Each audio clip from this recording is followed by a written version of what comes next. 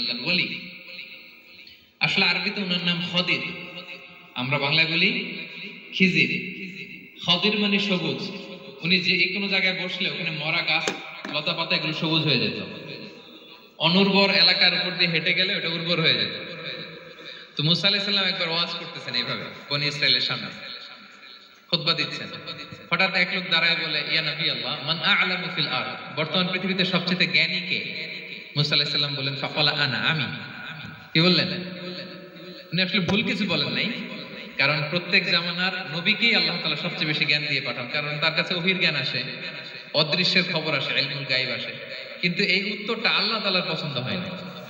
আল্লাহ তাআলা চাচ্ছিলেন মুসা যদি বলতো আল্লাহ তাআলাই জানে কে জ্ঞানী বা আল্লাহই সবচেয়ে জ্ঞানী, এরকম হলে ভালো হতো। কিন্তু মুসা আলাইহিস সালাম কি বলছে? আমি। এখন প্রশ্ন করলো সবচেয়ে বড় জ্ঞানী কে? উনি কি বললেন? আমি। এই যে আমি আমি, এটাতে ঝামেলা আছে। আমি বড়, আমি জানি, আমি সব, দিস ইজ প্রবলেমেটিক। আল্লাহ এটা পছন্দ করলেন না। আল্লাহ তাআলা মুসা আলাইহিস সালামকে বললেন, মুসা তুমি যে বলছো তুমি জ্ঞানী, না তুমি জ্ঞানী না, তোমার চেয়ে বড় জ্ঞানী আছে। মুসা আলাইহিস সালাম বলে, তাই নাকি? আমার চেয়ে বড় জ্ঞানী কে? তো আল্লাহ তাআলা বললেন, ইযহাব ইলা মাজমাইল বাহরাইন, দুই সাগর বা দুই নদীর মিলনস্থলে যাও, ওখানে আমার এক বান্দা আছে তোমার চেয়েও জ্ঞানী। মুসা আলাইহিস সালাম বললেন, তাই নাকি? তো আল্লাহ, আমি কিভাবে চিনি উনি কোথায় থাকে, কিভাবে বুঝবো? আল্লাহ বললেন, একটা বড় মাছ নাও, এটাকে ফ্রাই করো, এটাকে ফ্রাই করে একটা ঝুড়ির ভেতরে নাও, যেখানে এই মাছটা সাগরে ঢুকে যাবে ওখানে আমার বান্দাকে পাবে। তো উনি ওনার সহযোগী ইউশা ইবনে নুনকে নিয়ে হাঁটতে লাগলেন।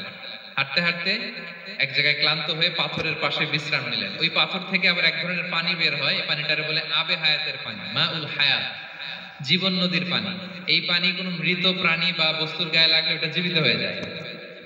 তো ওনারা পাথরে হেলান দিয়ে বিশ্রাম নিচ্ছিলেন, ওই পানি ওই ফ্রাই করা মাছের গায়ে লাগার সাথে সাথে মাছ জীবিত হয়ে ঝুড়ি থেকে বের হয়ে সাগরে ঢুকে গেছে। ওনারা আর খেয়াল করেন না।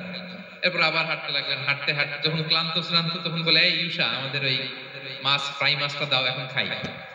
ঝুড়ি খুলে দেখে মাছ নাই। মাছ গেল কোথায়? তখন ইউশা বলল, হয়তো আমরা যে পাথরের ওখানে বিশ্রাম নিয়েছিলাম ওখানে আমরা মিসিং, ওখানে হারাই ফেলছি। চলো চলো, আরে ওইদিকে তো যাইতে হবে আমাদের। উনি গেলেন, যে দেখে মাছ যে জীবিত হয়ে বালুর এদিকে নাড়াচাড়া করতে করতে সাগরে ঢুকে গেছে, ওখানে দাগ আছে। মুসা আলাইহিস সালাম ঢুকলেন সুড়ঙ্গ, ঢুকে দেখে চাদর গায়ে দিয়ে এক লোক শুয়ে আছে।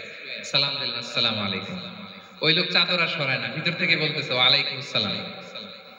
তো চাদরের ভিতর থেকে উনি বলে, মান আন, তুমি কে? মুসা আলাইহিস সালাম বললেন, আনা মুসা, আমি মুসা। উনি বলেন, মুসা বনি ইসরাইল, বনি ইসরাইলের মুসা? বললেন, হ্যাঁ। কেন এসেছো? এবার চাদর খুললেন। বলতেছে, আপনার কাছ থেকে কিছু শিখতে আসছি। আল্লাহ বলছে, আপনি নাকি সবচেয়ে বড় জ্ঞানী। আমি ভুল করে বলে ফেলছিলাম আমি। আল্লাহ বলছেন যে আপনি নাকি জ্ঞানী। বলতেছে, না, তুমি আমার জ্ঞান নিতে পারবে না, ওই ধৈর্য শক্তি তোমার নাই। মুসা আলাইহিস সালাম বললেন যে, আপনি যে কোনো শর্তে আমাকে একটু রাখেন কয়েকদিন আপনার সাথে, আমি রাজি। বললেন, না তুমি পারবে না। মুসা আলাইহিস সালাম